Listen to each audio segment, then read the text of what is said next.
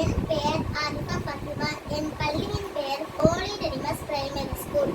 இனியில்லா இறைவனே, எல்லோர்க்கும் ஒருவனே, கருணையை வேண்டுகின்றேன் யா அல்லாஹ்.